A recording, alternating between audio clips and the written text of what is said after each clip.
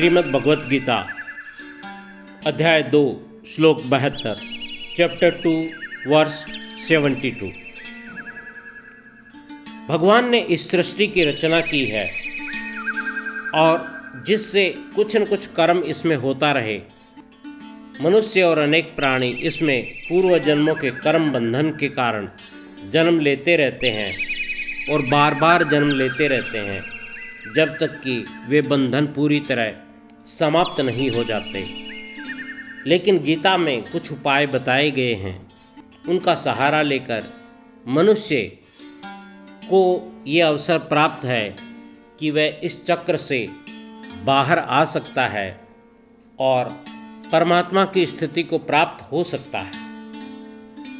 इस श्लोक में ये बताया गया है कि जीवन भर यदि मनुष्य ने कुछ अच्छा काम नहीं भी किया तो अंतिम क्षण में भी चाहे तो वह भगवान को प्राप्त हो सकता है। श्लोक इस प्रकार है, ऐसा ब्रह्मी स्थितिः पार्थ नैनां प्राप्ये विमुह्यते स्थित्वा शाम अंतकाले अपि ब्रह्म निर्वाणम गृह्यति।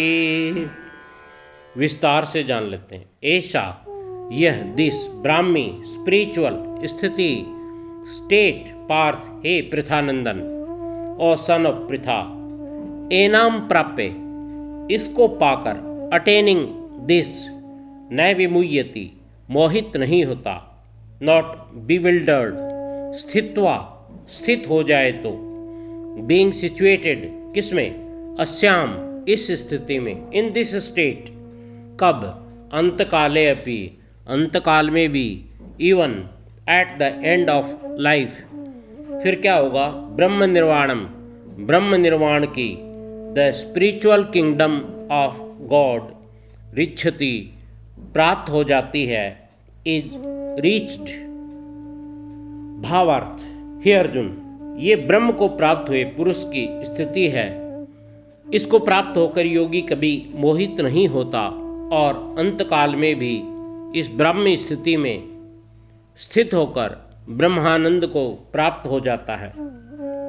English, in this spiritual state O Arjun a person from delusions is free at the life's end, even if this dawns in the God's kingdom rests he। दूसरे अध्याय के 53वें श्लोक में भगवान ने अर्जुन से कहा था कि जब तेरी बुद्धि मोह रूपी दलदल और सुनी सुनाई और किताबों में पढ़ी हुई बातों से बाहर आ जाएगी तो तू योग को प्राप्त हो जाएगा। इसके बाद अर्जुन ने योग में स्थित व्यक्ति के संबंध में 4 प्रश्न किए।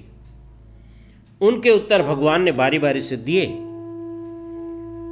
इससे पिछले यानी कि 71वें श्लोक में भगवान ने कहा कि ब्रह्म को प्राप्त करने से पहले कामनाओं का छोड़ना, निष्प्रय होना यानी फ्रीडम फ्रॉम डिजायर्स, निर्मम होना यानी चीज़ों को अपना समझना छोड़ना, फ्री फ्रॉम प्रोप्राइटरशिप और निरहंकार होना, फ्री फ्रॉम ईगो। जब 4 चीज़ें सिद्ध हो जाएंगी तब वह व्यक्ति ब्रह्म को प्राप्त हो जाएगा। इस श्लोक में ऐसा ब्रह्म स्थिति कहा गया है। इसके प्राप्त होने के बाद व्यक्ति मोहित डिसइल्यूजन्ड नहीं होता, क्योंकि अहंकार मिटने के बाद ब्रह्म स्वयं ही मिट जाता है। इसके बाद भगवान ये बताते हैं कि इसमें कितना समय लगेगा। वह कहते हैं कि अंतकाले अपि अंतकाल में भी पापी से पापी व्यक्ति भी परमात्मा से अपना संबंध स्थापित कर ले तो वह मुझे प्राप्त कर लेता है। फिर तो ये होगा कि सभी व्यक्ति पाप करेंगे जीवन में और अंत में भगवान का नाम ले लेंगे, लेकिन यह आसानी से नहीं हो पाता। यहाँ कहा तो गया है जो परमात्मा पूरे जीवन में प्राप्त नहीं हुआ, जिस समय बुद्धि भी सक्रिय होती है और शरीर भी स्वस्थ होता है, तो अंत काल में कैसे प्राप्त हो जाएगा? इसका समाधान ये है कि अंत समय में वैसे भी व्यक्ति संसार से संबंध तोड़ने लगता है।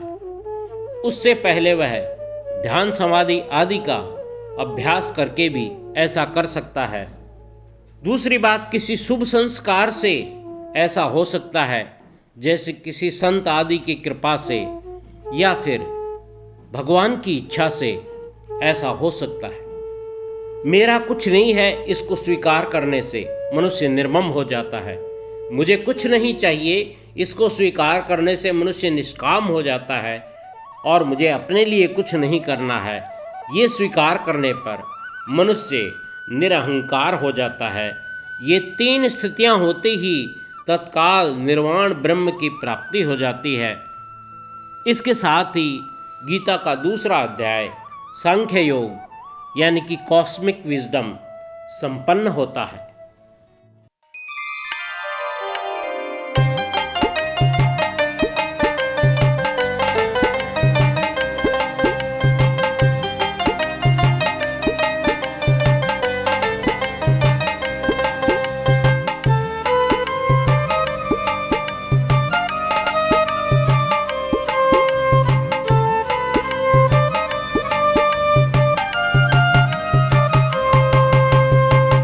ऐसा आता एक समय जिसके बाद खत्म विस्मय।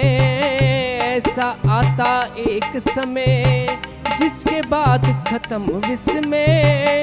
ममता और अहंता छूट कूट ब्रह्म से ले मेले। ममता और अहंता छूट कूट ब्रह्म से ले मेले। अपने ऊपर बड़ी विजय गायब मन के शौक और भय। अपने ऊपर बड़ी विजय गायब मन के शौक और भय।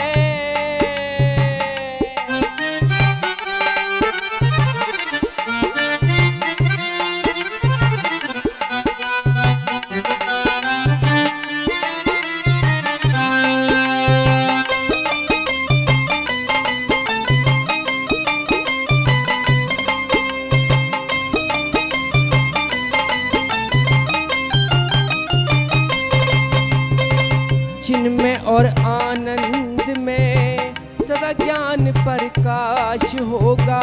चिन्मय और आनंद में सदा ज्ञान प्रकाश होगा।